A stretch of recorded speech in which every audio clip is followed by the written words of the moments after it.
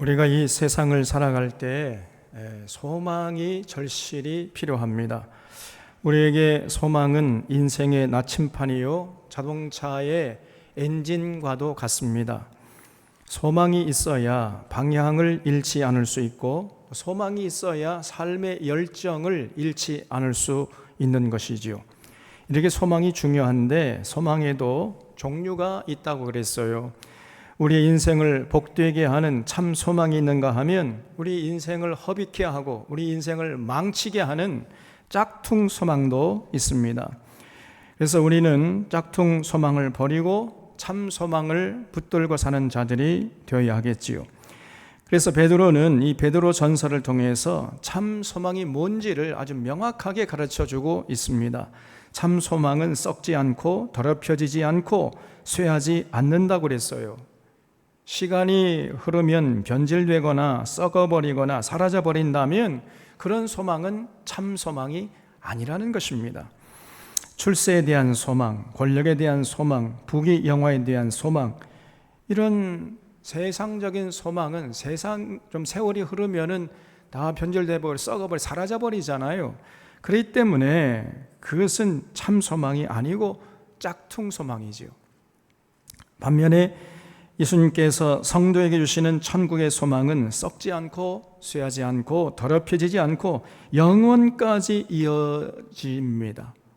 그래서 그 예수님이 주시는 소망, 그 예수님이 주시는 소망은 천국에 대한 소망이죠.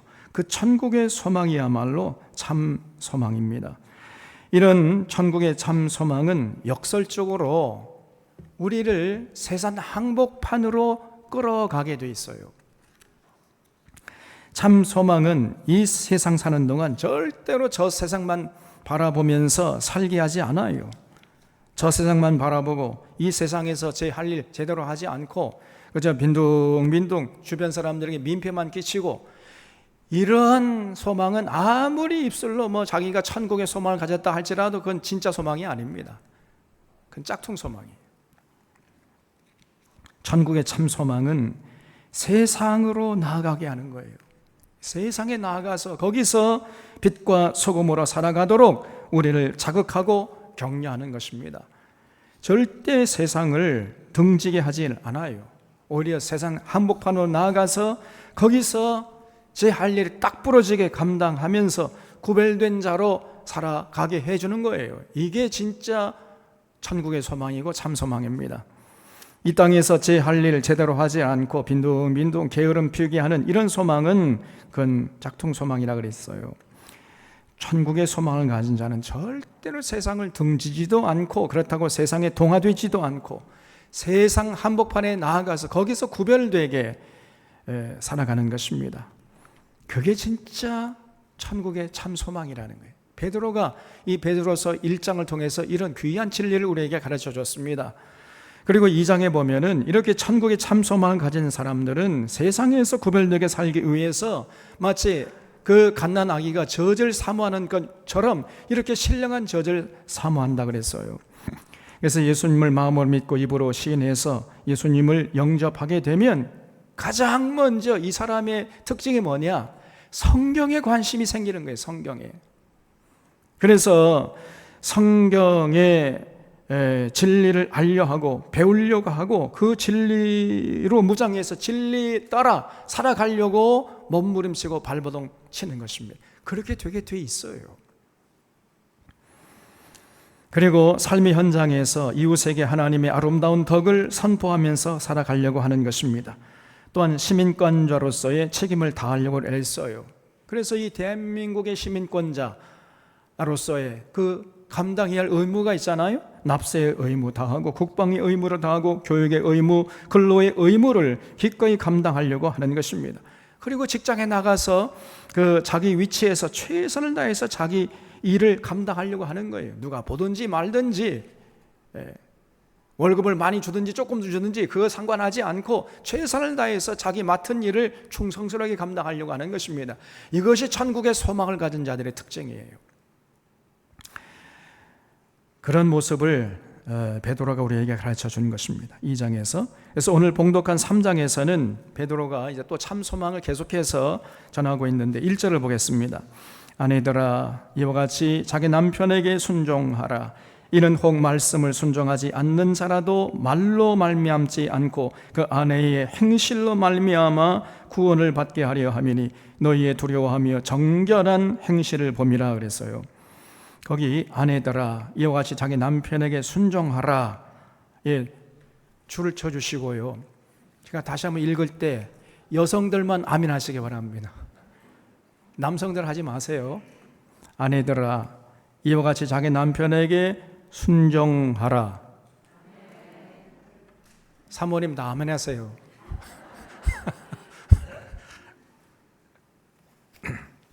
여러분, 천국의 소망을 가진 사람은 가정을 향내나는 가정으로, 스윗홈으로 만들어 가려고 애를 쓰는 거예요. 특히 여성들은 남편에게 순종함으로 가정을 아름답게 세워가는 것입니다. 그런데 이제 같은 믿음을 가진 남편인 경우에는 그렇게 어렵지 않게 여성이 이제 가정을 참 아름답게 세워갈 수가 있는데, 문제는 뭐냐? 믿지 않는 남편을 둔 여성들이에요. 참 이성들은요 굉장히 어려움이 많습니다. 가정을 스윗홈으로 세워가려고 하는 것이 결코 쉽지 않아요. 손바닥도 마주쳐야 소리가 나는 법인데, 아내가 아무리 가정을 향기롭게 가꾸려 해도 남편이 협조를 안 해주는데 어떡하겠어요? 그 남편이란 작자는 그냥 술 주정이나 하고 손찌검이나 하고 이러면 정말 어렵습니다. 그런 남편에게 순종하는 거 참 어려운 거지요. 다른 것은 다 참을 수 있겠는데 자꾸 예수님을 조롱하고 교회를 핍박하는 거예요. 예수가 그렇게 좋냐? 예수가 네 서방이냐? 그러면서 교회 갔다 오면요 핍박을 해야 되는 거예요. 교회 가면 밥이 생기냐 떡이 생기냐 그러면서 예수님 조롱하고 교회를 핍박합니다. 그러나 베드로는요 그런 남편에게라도 순종하라는 거예요. 그런 남편에게까지도 순종해라. 그래서 그 아내의 행실로 말미암아 그 남편이 감동을 받고 주님께 나올 수 있도록 그렇게 하기 위해서 이를 악물고라도 순종하라는 거예요. 이 결코 쉬운 일이 아닙니다만은 천국의 소망을 둔 여성들은 그렇게 하라는 것입니다. 제가 부목사로 교회를 섬길 때 제가 담당했던 교구에 고 아무개라는 여집사가 있었어요. 이분은 아주 가난해서 가정이 가난했어요. 시장 어귀에서 호떡 장사를 하면서 근근히 살아가는 여집사님이셨는데 그 여자의 몸으로 그냥 그 시장 어귀에서 호떡 장사하니 얼마나 힘들겠어요. 근데 이 남편이란 작자는 그냥 술주정맹이에요. 이 집사님은 어떻게든지 간에 살림을 꾸려나가려고 시장에서 호떡 장사를 그냥 하고 있는데 남편이라는 작자는 기둥서방 노릇을 하고 있는 것입니다. 그냥 빙둥빙둥 놀고 먹어요. 허구한 날 술 먹고 들어와 가지고는요 행패를 부리는 겁니다. 교회 갔다 오게 되면 그냥 성경책을 뺏어가 찢어버려요. 그런 폭행을 합니다. 그냥 얼굴을 막 함부로 손찌검을 해대고. 그래서 이분이 교회에 선글라스를 끼고 오는 날이 종종 있는데 그날은 어김없이 남편에게 얻어 터진 날이에요. 그렇게 보면은 그냥 눈에 시퍼렇게 멍이 들어 있어요. 제가 아이고 저런 놈하고 같이 사냐? 당장 이혼하십시오. 라고 하고 싶은 마음까지 올라왔는데 차마 그 말을 못 하겠어요. 그런데 이분이요 항상 밝아요. 굉장히 씩씩합니다. 그래도 꾸역꾸역 교회 나와 또 안경 쓰고. 보통 사람들은 이 멍이 들면 창피하다고 교회 안 나오잖아요. 근데 선글라스 끼고 나온다니까. 삶의 에너지가 항상 밝습니다. 제가 걱정스러워가지고 걱정스 눈으로 쳐다보면은 괜찮아요 목사님, 제 걱정하지 마세요. 그러면서 오히려 저를 위로합니다. 마음속이야 푹푹 썩겠지만은 절대로 겉으로 내색을 하지 않아요. 그런 여집사님이 계셨는데 제가 이제 다른 교회로 목회지를 이동한 다음에 들려오는 소식이 그 망나니 남편이요 회개하고 교회 나온다는 겁니다. 그런 소식을 제가 들었어요. 결국은 이 집사님이 순종함으로 이겨냈던 것이죠. 그래서 한 영혼을 구원하는 것 절대 쉽지 않고, 같은 공간에서 살아가면서 이 신앙이 다르다는 것처럼 이게 어려운 일이 없는 거예요, 이게. 근데 그런 남편을 둔 여성들이 뭐 말로 남편을 논리적으로 설득시켜서 교회 나오게 하겠다? 불가능합니다. 안 돼요. 그러나 정결한 행실로는 가능하단 말이에요. 정결한 행실이 말보다도 몇천 배 효과가 있어서 그러한 완악한 남편이라 할지라도 녹아져서 결국은 교회 나오게 되어 있습니다. 3절에 너희의 단장은 머리를 꾸미고 금을 차고 아름다운 옷을 입는 외모로 하지 말고 오직 마음에 숨은 사람을 온유하고 안정한 심령에 썩지 아니할 것으로 하라. 이는 하나님 앞에 값진 것이니라 그랬어요. 그 여성들이 참 아름답게 꾸미려고 하는 것은 본능 같습니다. 그 본능은요 죽을 때까지 멈추질 않아요.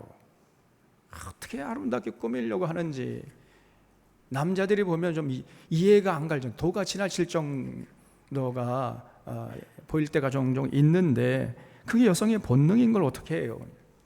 여러분 이세벨 봤잖아. 이세벨 예후가 자기를 잡아 죽이려고 오는데 이세벨이 3층 누각에 앉아가지고 뭐 하고 있었습니까? 눈썹을 그리고 있어요. 눈썹을 이 여자가. 여자 참 독합니다. 참 이 아름답게 꾸미려고 하는 건 이 여성의 본능이에요. 몇 분 후면 자기가 죽을 텐데 그래도 이 눈썹을 그리고 있어요, 이 여자가. 남성들은 이런 여성의 본능을 이해할 수 있어야 돼요. 그런데 천국의 소망을 가진 여성은 이런 본능을 외적인 아름다움, 외모의 아름다움을 추구하는 데 사용하지 않는다는 거예요. 그런 외모의 아름다움을 추구하는 데 사용하지 않고 심령의 아름다움을 추구하는 데 사용한다는 거예요. 머리를 꾸미고 금을 차고 아름다운 옷을 입는 외모로 하지 않고 오직 온유한 마음과 안정된 마음을 소유하려고 애를 쓰는 것입니다. 이게 진짜 아름다움이지요. 외모의 아름다움을 가꾸는 데 주력하지 않고 내면의 아름다움, 그 마음의 아름다움, 인격의 향기가 나도록 그 아름답게 가꾸는데 거기에 주력하는 거예요. 여러분 인격의 향기가 천리를 가고 천년을 가는 거예요. 외모의 아름다움 이거는 1년도 못 가요. 한 달만 같이 살아봐요. 아름답다는 걸 느끼지 못합니다. 주변을 보면은 외모는 아름다운데 그 입에서 나오는 말이나 행동이 그렇게 찬박할 수 없는 이런 여성들이 있습니다. 아니 우리 외는 말고요. 껍데기는 전부 명품으로 치장하고 있는데 그 사람, 속 사람만 명품이 아니에요, 그게. 반대로 수수하게 차려입었는데 말하는 것이나 행동하는 것이 참 기품이 있고 위엄이 있는 이런 여성들이 있어요. 진짜 아름다운 여성들이죠. 천국의 소망을 가진 여성은 외모의 아름다움을 가꾸는 데 관심을 두는 것이 아니고 내면의 아름다움을 가꾸는 데 헌신하는 것입니다. 이런 여성들은요, 뭐 좀 수수하게 차려입어도 그래도 멋있어요. 그래도 아름답습니다. 뭘 해도 아름다워.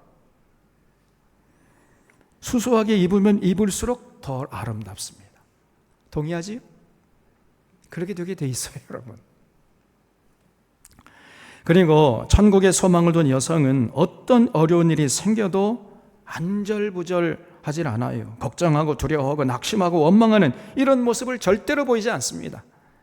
언제나 어떤 상황에서도 당황하지 않고 평안하게 차분하게 대처하는 모습을 잃지 않아요. 천국의 소망이 있기 때문에 그렇게 행동하도록 만들어주는 거예요. 그 천국의 소망이. 예수 믿는다고 하면서 조금 어려운 일이 생겼다고 세상 종말이 온 것처럼 낙심하고 걱정하고 두려워하고 한숨 쉬고 멈춰 눕는다면은 그 사람은 자신의 믿음을 다시 점검해 봐야 됩니다. 그러니까 짝퉁 믿음일 가능성이 농후해요. 진짜 믿음이 아니에요. 천국의 소망을 가진 자는 그럴 수가 없는 것입니다. 천국의 소망을 가진 자들은 한결같이 마음이 평안해요. 어떤 일이 있어도 그 평안이 깨지질 않아요. 광풍 속에서 평안, 예수님의 평안을 항상 누리고 살아가는 겁니다. 네, 그렇게 살게 되면요, 그렇게 살아가는 모습이 믿지 않는 자들에게는 굉장한 충격으로 다가가는 거예요. 아니, 큰 일을 만났는데 조금도 동요하지 않고 늘 평안하고 말이죠. 어려움을 딱 부러지게 헤쳐나가는 이런 모습을 볼 때 그 주변 사람들이 감동을 받는 것입니다. 그리고 누가 감동받느냐? 가장 가까운 근거리에서 살고 있는 남편이, 믿지 않는 남편이 감동받아요. 아니, 도대체 내 아내는 하늘이 두 쪽이 나도 눈 하나 깜짝하질 않네. 아니, 어떻게 저렇게 마음이 평안할 수 있지? 내가 장가 한번 잘 갔구나, 이렇게 생각하는 거죠. 그러면서 감동을 받는 것입니다. 그래서 오히려 인생의 어려움이 찾아올 때, 그때가 참 소망의 사람들이 빛을 발할 때임을 잊지 말고 의연하게 대처해 나가는 우리 산원의 교우들이 될 수 있기를 바랍니다. 마음에 숨은 사람을 온유하고 안정한 심령에 썩지 아니할 것으로 하라. 이는 하나님 앞에 값진 것이니라. 여러분, 이 말씀이 황금률이에요. 우리 마음판의 세계를 황금보다 더 귀한, 값이 나가는 귀한 하나님의 말씀이라는 것입니다. 영원히 변치 않는 진리의 말씀이지요. 그래서 우리 사론의 교우들은 이 말씀을, 이 베드로의 권면을 마음속에 꼭 새길 수 있기를 바랍니다.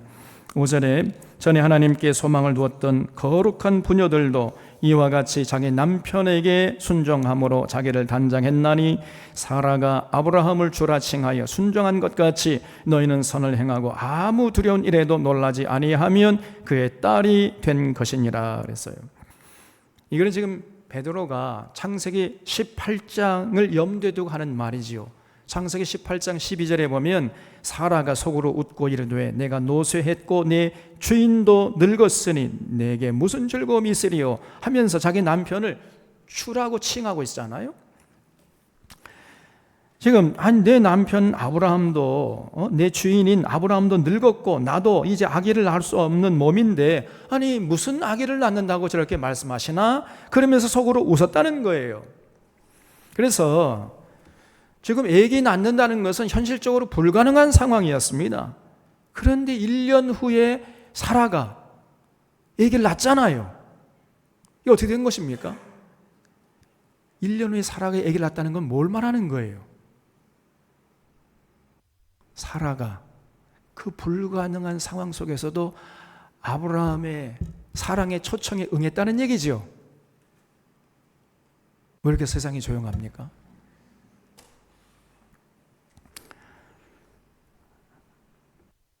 아브라함이 동침하자고 했을 때 아니 당신도 늙었고 나도 경수가 끊어졌는데 무슨 아기를 낳자고 하는 거요?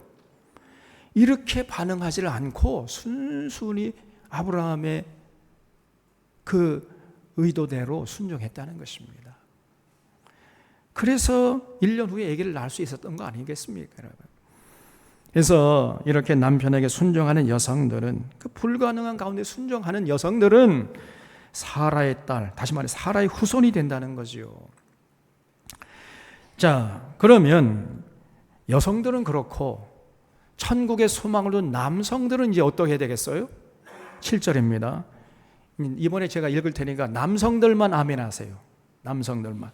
남편들아, 이와 같이 지식을 따라 너희 아내와 동거하고 그를 더 연약한 그릇이요 또 생명의 은혜를 함께 이어받을 자로 알아 귀히 여기라.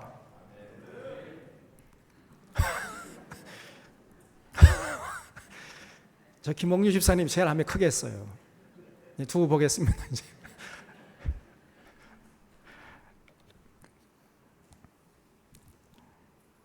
천국의 소망을 둔 여성들은 남편에게 순종하고 천국의 소망을 둔 남성들은 가정에서 자기 아내를 귀하게 여기라는 거예요. 그래서 교회가 예수님에게 순종한 것처럼 아내는 남편에게 순종하고, 예수님이 교회를 위해 희생하는 것처럼 남편은 아내를 위해서 희생하라. 이거 누구 말이죠? 이건 바울의 말이에요. 바울. 지금 베드로의 말과 바울의 말이 일맥상통하지요. 그래서 천국의 소망을 둔 남성은 자기 아내를 자기 목숨보다 소중하게 여기는 거예요. 그래야 됩니다. 다시 말해서 자기 아내를 존중히 여겨주는 겁니다. 어떤 남편은요, 막무가내로 자기 아내에게 자신의 뜻을 강요해요. 그냥 자기가 자기가 가정의 주인이다, 자기가 남편이라 해가지고 멋대로 해하려고 그래. 제 멋대로. 이런 나쁜 놈들이 있어요. 이게 가정에서 폭군 노릇을 하는 것입니다. 그걸 당연한 것으로 여길 뿐 아니라 그걸 사랑으로 생각해요. 이런 사람이 있어요. 아닙니다, 여러분. 예수님을 인격적으로 만나서 천국의 소망을 둔 남성은 절대로 그렇게 행동할래야 할 수가 없어요. 항상 자기 아내를 소중히 귀중히 여기면서 존중해 주는 거예요. 이것이 참 사랑입니다. 사랑은 사랑하는 대상을 존중해 주고 그 사랑하는 대상을 위해서 희생하는 것, 그게 진짜 사랑이에요. 그러므로 천국의 소망을 둔 남성은 가정에서 아내를 귀히 여기고 아내의 뜻을 존중하고 받들려고 하는 것입니다. 또 시간을 내서 아무리 바쁘고 힘들어도 아내와 함께 극장도 같이 가고 음악회도 같이 가주는 거예요. 가기 싫지만은 백화점도 따라갑니다. 나는 집에서 쉬고 싶은데 백화점 가자 하면 끌려가야 돼. 이제 또 가정에서 또 애쓰는 그 아내에게 해방감을 맛보게 하기 위해서 친정도 좀 가라 그러고 친구들끼리 여행 가도록 배려도 해주는 거예요. 아내의 발전을 위해서 투자하는 것 기꺼이 감내합니다. 이렇게 천국의 소망을 둔 남자는 자기 아내를 귀하게 여기는 거예요. 그리고 여기서 반드시 짚고 넘어야 할 말씀이 있는데, 거기 또 생명의 은혜를 함께 이어받을 자로 알아 귀히 여기라, 거기 줄쳐주시기 바랍니다. 무슨 말이죠? 부부는 운명 공동체라는 거예요. 이걸 잊지 말아야 됩니다. 저도 인생을 살면서 깨닫게 되는 것이 있는데, 부부가 살다 보면요, 닮게 돼 있어요. 근데 좋은 점도 닮지만 나쁜 점도 닮아가. 이게 아나니아와 삽비라 부부 봤잖아요. 베드로 앞에서 똑같이 거짓말 하다가 그 두 부부가 하루아침에 그냥 죽고 말지 않았습니까? 똑같아요. 부부가 살다 보면 이게 좋은 점도 닮아가지만 나쁜 점도 닮아간단 말이에요. 아니, 그 자기 남편이라고 아내가 자꾸만 자기 남편 편을 들어요. 그 진리를 주장하면 뭐 목숨 걸고 편을 들어야 되지만, 아니 지금 잘못된 것을 지금 주장하고 있는데 그래도 자기 남편이라고 편을 드는 겁니다. 결국 복도 함께 받고 화도 함께 맞는 거예요. 운명 공동체인 것입니다. 남편은 잘하고 아내는 못한다고 해가지고 남편만 상 받고 아내는 못 받고, 그렇지 않아요. 한 몸이잖아요. 한 몸. 그러니까 상도 함께 받고 벌도 함께 받는 것입니다. 어느 한쪽이 부족하면 그 부족한 걸 같이 책임져야 돼요. 그렇기 때문에 나는 잘하고 있으니까 내 아내나 남편이 잘못한다, 나는 괜찮다, 이렇게 생각하면 안 됩니다. 똑같이 공동체, 공동 운명체예요. 그래서 서로 귀히 여기면서 서로가 잘하도록 격려하고 또 자극하는 것이 정말 중요한 것이에요. 8절에 마지막으로 말하노니 너희가 다 마음을 같이하여 동정하며 형제를 사랑하며 불쌍히 여기며 겸손하며 악을 악으로 욕을 욕으로 갚지 말고 도리어 복을 빌라. 이를 위하여 너희가 부르심을 받았으니 이는 복을 이어받게 하려 하심이라 그러지요. 그 천국의 소망을 둔 사람은 이웃과의 관계 속에서도 구별된 모습을 보여준다는 거지요. 천국의 소망을 둔 사람은요, 어렵고 힘들게 살아가는 자들의 아픔에 공감하는 이 공감 능력이 뛰어납니다. 그 윤석열이라는 사람, 그 후보 시절에 그런 얘기 했지요. 가난한 거 배우지 못한 사람은 자유가 뭔지도 모르고 필요성도 느끼지 못한다. 난 제가 태어나 듣다마다 이런 막말을 들어본 적이 없어요. 아니, 가난하고 배우지 못한 사람은 자유가 뭔지도 모르고 필요성도 느끼지 못한다고? 이것보다 더 큰 망건이 어디 있겠습니까, 여러분? 이게 제정신이 박힌 사람의 얘기입니까? 네? 저 사람이 제정신이 아닌 사람이라니까요. 그런데 저렇게 제정신이 아닌 사람을 찍어놓은 사람은 어떤 사람이에요, 그러면? 더 제정신이 아닌 사람이겠지요.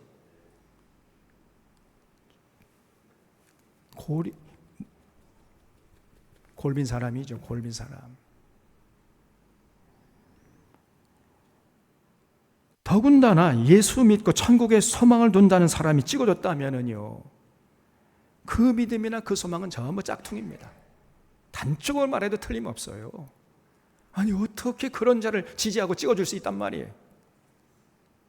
지금 이 윤석열 하는 말 들어보세요. 행동 거지 한번 들어보세요. 전혀 지금 이 사회에 소외된 사람, 가난한 사람들, 뒤처진 사람들에 대한 공감 능력이 제로잖아요. 천국의 소망을 둔 사람은 반드시 어려운 이웃의 아픔에 공감하고 연대하려고 하는 것입니다. 이게 진짜 천국의 소망을 둔 사람들의 삶의 특징이에요. 그리고 이웃과의 관계에서 늘 양보하고 낮추고 희생하는 모습을 잃지 않는 것입니다. 우리가 마음을 다해서 형제를 사랑하고 긍휼을 베풀어도 돌아오는 것은 욕일 때가 종종 있어요. 그래도 천국의 소망을 둔 사람은요, 절대 낙심하지 않고요, 길길이 날뛰지 않습니다. 욕을 욕으로 갚지를 않아요.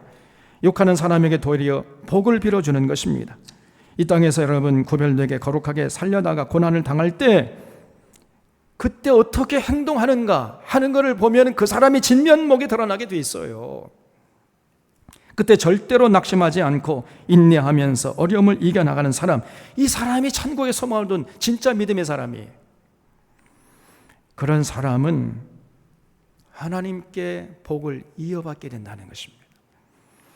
여러분, 로드니 스타크가 쓴 기독교의 발흥이라는 책을 꼭 읽어보시라고 제가 몇 번 강조하지요. 우리 도서관에 있어요. 기독교의 발흥이라는 책 반드시 읽어보셔야 됩니다. 초대교회 교인들은 정말로 이 예수님의 가르침을 문자 그대로 실천했어요.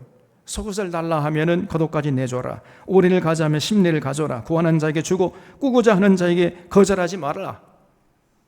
꾸어주고 이자 받지 말아라. 원수를 사랑하고 박해하는 자를 위해 기도해줘라.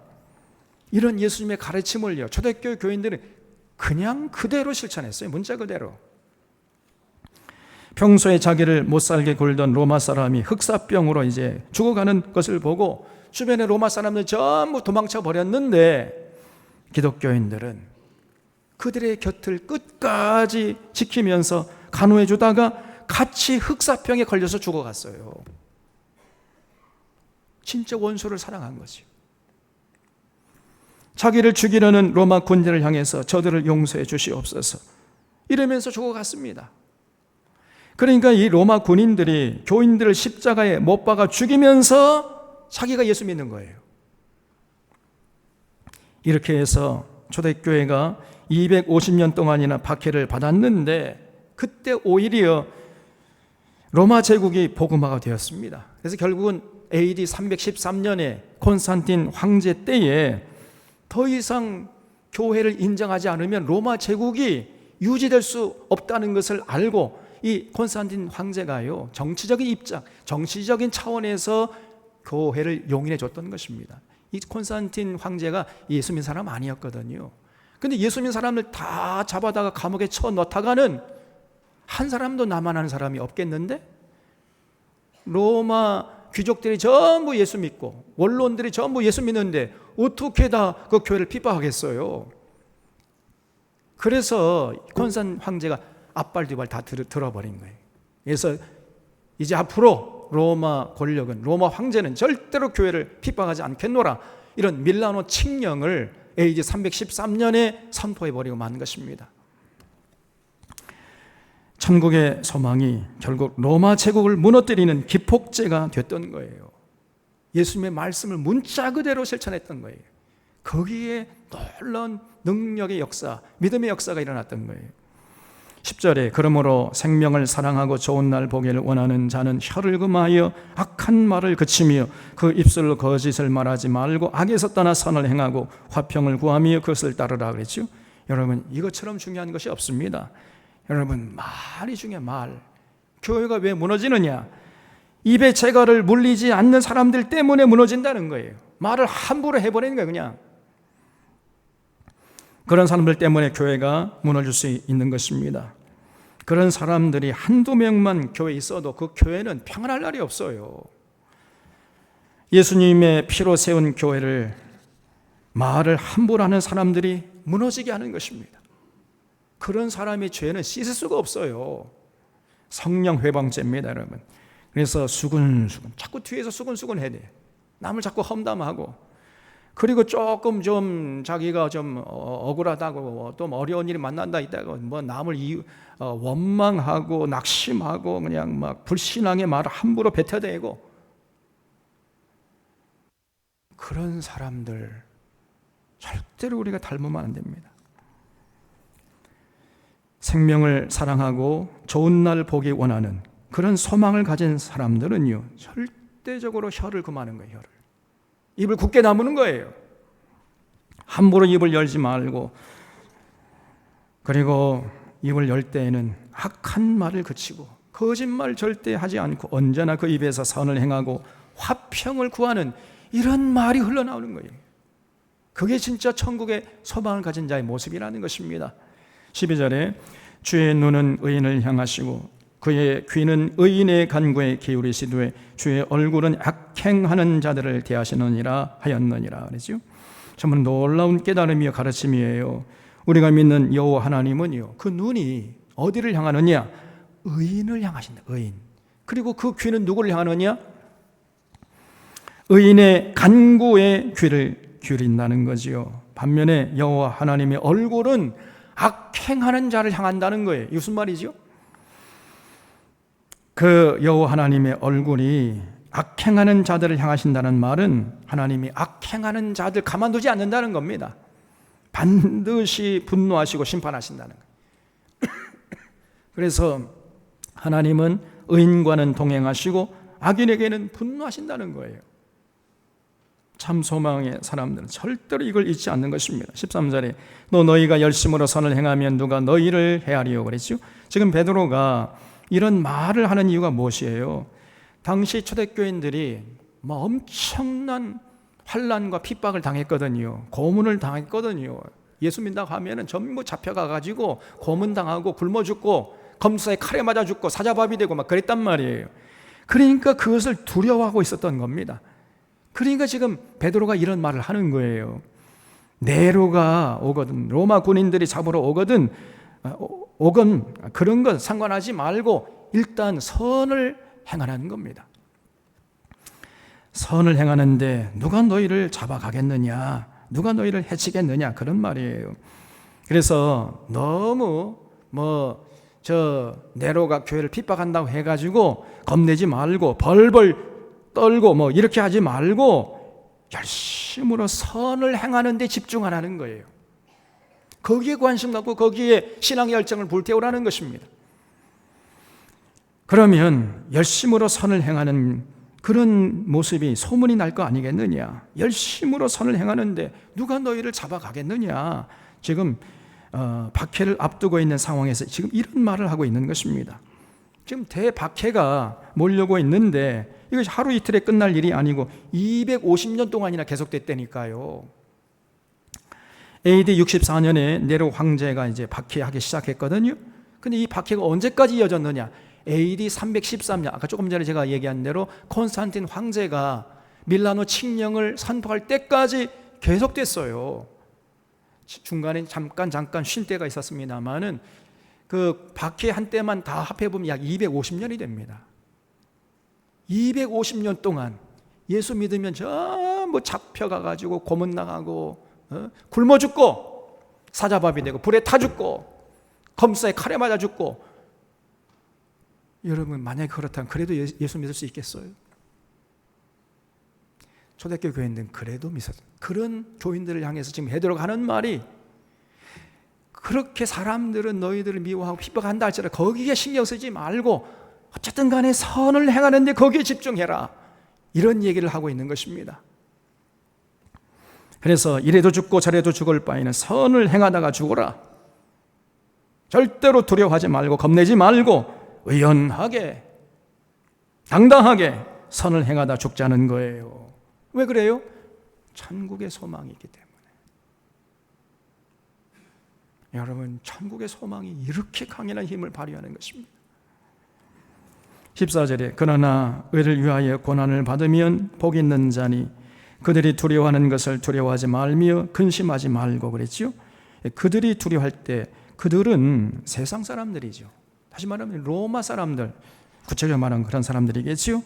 그 로마 사람들이 두려워하는 것을 너희는 두려워하지 말고 근심도 하지 말라는 것입니다. 그래서 세상 사람들은요, 고난이 닥치면 또 핍박이 닥치면 두려워하고 근심하고 낙심하고 원망하고 한숨을 푹푹 쉬어대고 그러잖아요. 그러나 천국의 소망을 가진 자들은 절대로 그렇게 하면 안 된다는 거예요. 15절에 너희 마음에 그리스도를 주로 삼아 거룩하게 하고 너희 속에 있는 소망에 관한 이유를 묻는 자에게는 대답할 것을 항상 준비하되 온유와 두려움으로 하고 그랬지요. 굉장히 두려워할 만한 상황인데 전혀 두려워하는 기색이 없고 근심하는 기색도 없고 얼굴이 언제나 평안하면은요, 그러면 주변 사람들이 묻지 않겠습니까? 주변 사람들이 그걸 굉장히 신기하게 충격을 받는 거예요. 그러면서 이제 묻는 거예요. 아니, 지금 당신들 이렇게 고문당하다가 죽을 텐데 도대체 무슨 소망이 있다고 이렇게 태연자약할 수 있느냐, 이렇게 이제 물을 때 그때 다름이 아니라 제가 이렇게 평온한 이유는 천국의 소망이 있기 때문입니다. 그래서 어떤 어려움도 이겨낼 수 있고 근심하지 않을 수 있고 이렇게 마음의 평안함을 유지할 수 있습니다. 이렇게 온유함과 두려움으로 대답해 주라는 것입니다. 그래서 지금 베드로가 편지를 쓰고 있는 상황은 정말로 절박한 상황이었어요. 수많은 성도들이 핍박을 받고 죽어가는 이런 상황에서 지금 이런 얘기를 하고 있는 것입니다, 여러분. 아무 일이 없고 뭐 잘 먹고 잘 살고 비단 입을 덮고 자면서 기름진 음식을 먹고 살면서 이런 얘기 하는 게 아니에요. 지금 말로 할 수 없는 핍박이 몰려와가지고 죽음이 지금 눈앞에서 어른거리고 있는 그런 상황에서 베드로가 권면하는 것입니다. 한마디로 천국의 소망을 가진 자답게 의연하게 당당하게 고난을 맞으라는 거예요. 16절에 선한 양심을 가져라. 이는 그리스도 안에 있는 너희의 선행을 욕하는 자들로 그 비방하는 일에 부끄러움을 당하게 하려 함이라 그랬지요. 여러분, 우리가 선하면요, 우리를 욕하던 사람이 오히려 부끄러움을 당하지 않겠습니까? 그래서 우리를 비방하는 사람들 뭐 대놓고 같이 막 억울하다고 따지지 말고 선을 행하는 데 집중하라는 것입니다. 예수님이 선하시니까 한편 강도가 욕하다가 다른 강도에게 제지를 당했잖아요. 이 사람아, 너는 같은 형벌을 받고도 두려운 것이 없냐? 이 사람이 한 것은 옳지 않은 것이 없는데, 그러면서 그 비난하는 강도의 입을 옆에 있는 강도가 막아버리지 않았어요?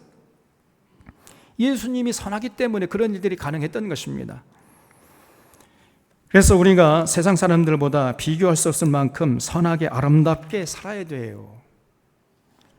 우리에게 선한 모습이 안 보이면 우리를 욕하던 사람들이 계속해서 우리를 욕해 됩니다. 막을 방법이 없어요.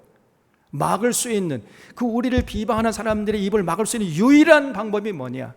우리가 그 사람들보다 더 선하게 아름답게 살아가는 이 길 외에 다른 길이 없어요. 그래서 예수님께서도 말하겠지요. 너희는 세상의 빛이다. 그래서 세상에 나가서 너희 빛을 비추어서 너희 착한 행실을 보고 그들로 하늘에 계신 아버지께 영광을 돌리게 하라 그랬잖아요. 그래서 착한 행실을 보고할 때 착한 행실이 칼로스 에르곤이라는 단어를 쓰고 있는데 예수님께서 이게 무슨 뜻이냐? 조금 좀 다른 사람보다 더 착한 행실이란 말이 아니고 이거는 감동적인 착한 행실을 말해요. 우리 믿는 사람들은요, 주변 사람들에게 감동을 줘야 돼. 살아가는 모습이 그 정도로 착한 행실이 있어야 됩니다. 예수 믿는다고 하면서 그냥 막 험담하고 가지려고 하고 그냥 찍어 누르려고 하고 그 예수 믿는 사람 아니에요. 그래서 우리를 욕하는 사람 그 입을 막을 수 있는 방법이 딱 하나 있는데 오직 선한 양심에서 나오는 선행으로만 막을 수 있다는 거지요. 그러면은 우리를 욕하던 사람들이 오히려 부끄러움을 당하게 될 것이라는 것입니다. 그래서 최선을 다해서 선행하는 것만이 우리를 비방하는 사람들의 입을 막을 수 있는 거지요. 그래서 우리가 좋은 일을 했는데 욕을 먹고 핍박을 받을 때 절대로 억울하다고 길길이 날뛰어서 안 됩니다. 그런 사람은 자신의 신앙을 다시 점검해 봐야 돼. 그때 그냥 아무 일이 없다는 듯이 여상하게 자기 자리를 지켜내는 것입니다.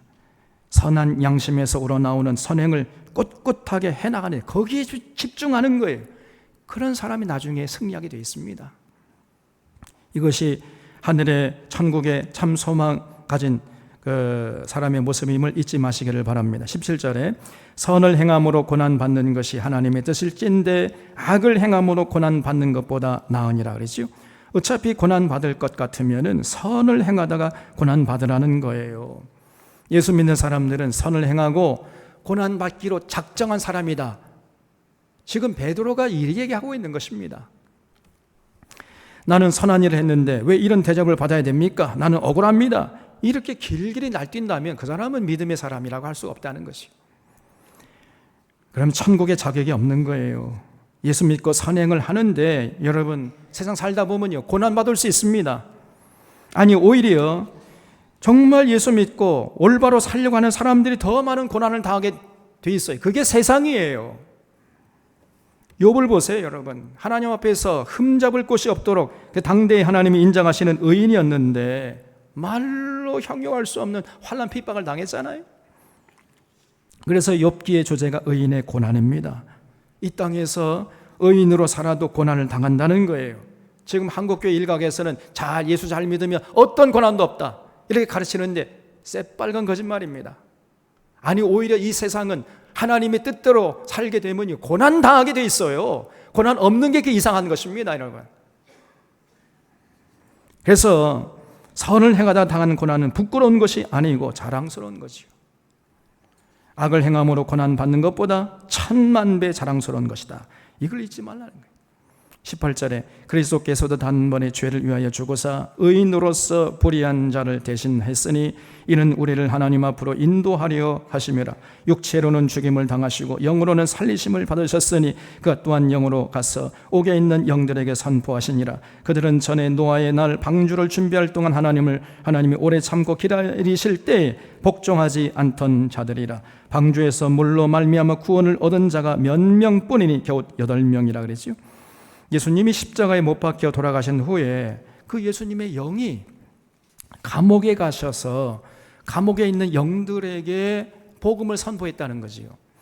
그래서 이 구절은 지금도 학자들마다 설왕설래하는 난제 중에 난제예요. 어떤 분들은 예수님이 십자가에서 못 박혀 돌아가신 후에 그 예수님의 영이 지옥에 가가지고 지옥에 있는 사람들에게 복음을 전했다 이런 얘기다라고 해석을 하는데 그런 뜻이 아닙니다. 여기 옥이라는 단어는 지옥이라는 말과 엄연히 달라요. 원어를 보면 이 옥이라는 단어는 필리케라는 단어를 쓰고 있습니다. 이 필리케라는 말은요, 지옥이라는 말이 아니고요, 음부라는 말도 아닙니다. 그냥 감옥이라는 말이에요. 감옥. 우리 예수님께서 신약 성경을 보게 되면 감옥이라는 말, 지옥이라는 말, 음부라는 말 많이 쓰셨죠. 그런데 그 지옥은 예수님께서 뭐라고 어떤 단어를 쓰셨냐면요, 게헨나라는 단어를 쓰고 있어요. 게헨나. 지옥은 게헨나예요. 또 음부는 하데스라는 단어를 쓰고 있습니다. 그런데 지금 여기 옥이라는 단어는요, 필리케라는 단어예요. 필리케. 이 필리케라는 단어 신약 성경에 47번 나왔는데 전부 거의 대부분 감옥이라는 뜻으로 번역하고 있습니다. 그래서 이 필리케라는 말은 지옥도 아니고 음부도 아니고 그냥 감옥이라는 뜻인데, 지금 거기 가 있는 사람들이 누구냐, 그 감옥에 가 있는 사람이 누구냐 하면 노아가 방주를 예비할 동안에 순종하지 않았던 사람들이라는 거예요. 예수님이 십자가에 못 박히신 후에 그 예수님의 영이 그 사람들에게 가서 복음을 전했다고 했는데, 이게 도대체 무슨 말인지, 그 필리케라는 것은 게헨나도 아니고 하데스도 아니거든요. 그래서 도대체 이 베드로가 무슨 뜻으로 이런 말을 했는지 잘 모르겠다, 이게 정답이에요. 우리가 사후 세계에 대해서 정확하게 아는 정보가 별로 없습니다. 우리가 아는 것은 예수 믿고 죽은 사람들은 아브라함의 품에서, 낙원에서 이제 육체가 부활할 때까지 거하는 것이고, 믿지 않고 죽은 사람들은 이제 음부에 가서, 그렇죠? 그래서 하데스에 가서 둘째 부활할 때까지 거한다는 그 정도의 가르침이 성경에 나와 있는 가르침이에요. 그런데 지금 베드로는 말하기를 노아의 날 방주 예배할 동안 하나님이 오래 참고 기다리실 때 순종하지 않던 사람들이 있던 어떤 감옥, 어떤 필라케에 어떤 사람들이 있는데 거기 가서 예수님이 말씀을 전했다는 것입니다. 그래서 이 필라케, 음부와도 다르고 지옥과도 다른데 도대체 무슨 뜻인가, 여러 가지 해석이 분분한데 이 구절은 그냥 난제로 남겨두는 것이 좋은 것 같아요. 그 대신에 지금 베드로가 하는 말의 전체적인 뜻이 뭐냐 하면은, 어떤 고난 가운데서도 우리 주님은 선한 양심에서 우러나오는 선행을 멈추지 않았다는, 지금 그 말을 하고 있는 거예요.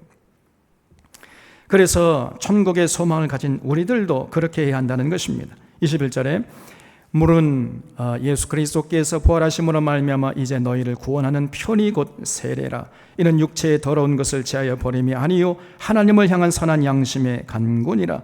그는 하늘에 오르사 하나님 우편에 계시니 천사들과 권세들과 능력들이 그에게 복종하느니라 그랬죠. 예수님도 공생애 동안에 세례 요한에게 가서 세례 받았잖아요. 그래서 그 세례라는 것이 뭐냐 하면은, 세례는 우리의 육체의 더러운 것을 제거하는 것이 아니라는 거예요. 세례 받을 때 여러분, 우리의 죄가 씻어집니까? 우리 죄는 언제 씻어지는 거예요? 세례 받을 때 씻어집니까? 아니죠. 그럼 우리 죄가 언제 씻어지죠? 우리가 예수님을 마음으로 믿고 입으로 시인할 때, 그때 우리의 육체의 더러운 죄가 씻어지고, 그리고 그 죄가 씻어진 사람이 이제 내가 더 이상 예수 믿기 전에 삶을 반복하지 않고 이제는 예수님의 가르침에 따라 살겠습니다라고 결단해서 받는 거예요. 그게 뭐요? 그게 세례라는 거예요. 세례. 그래서 우리의 죄는 예수님의 보혈로 씻음 받는 것이고, 그럼 세례는 뭐냐? 우리가 더 이상 내 멋대로 살지 않고, 욕심대로 살지 않고, 내 습관대로 살지 않고 이제는 예수님의 가르침대로 살겠습니다, 이렇게 결단하는 것이에요. 그래서 하나님을 향한 선한 양심의 간구가 바로 세례라는 것입니다. 그래서 예수 믿기 전에 그 양심은요, 세상의 물결에 정처 없이 떠내려가는 그런 양심이었어요. 그러다가 예수 믿은 후에는 절대로 세상 물결에 정처에 떠내려가도록 내버려두지 않아요. 세상 물결을 거슬러서 하나님을 찾아가는 것, 그렇게 결단하는 것이 바로 세례라는 거예요. 그런 사람들이 받는 게 세례예요. 세례는 더러운 것을 제하여 버리는 것이 아니라 선한 양심이 하나님을 찾아가는 것이라, 이렇게 했지요. 그래서 세례받은 자들은 언제나 생각해야 돼요. 내가 그리스도와 함께 십자가에 못 박혀 죽었고 이제 그리스도와 함께 부활에 연합된 자이다. 이런 자기의 정체성을 잃지 않고 항상 이제 천국의 소망을 두고 천국에서 세세 무궁토록 왕노를 탈 자임을 잊지 않고 당당하게 살아가는 거예요. 바울처럼 이 땅에서 풍부에 처할 줄도 알고 궁핍에 처할 줄도 아는 자로 살아가는 것입니다. 출세하고 뭐 좀 계획하는 일들 잘 됐다 해가지고 높은 자리에 앉았다 해가지고 교만하지도 않고 일이 잘 풀리지 않는다고 해가지고 낙심하고 원망하고 좌절하고 이렇게 하지도 않아요. 어떤 상황이 전개된다 할지라도 당당하게 주님의 뒤를 따라 십자가의 길을 가는 그 모습을 잃지 않는 것입니다. 이런 자들이 바로 천국의 소망의 사람들임을 잊지 말고 우리 사론의 교우들은 이 어지러운 세상에서 끝까지 천국의 소망을 가진 자답게 아름다운 인격으로 무장하고 선한 양심에서 우러나오는 선행으로 주님의 뒤를 끝까지 따라가는 자들이 다 되시기를 바랍니다. 기도하겠습니다.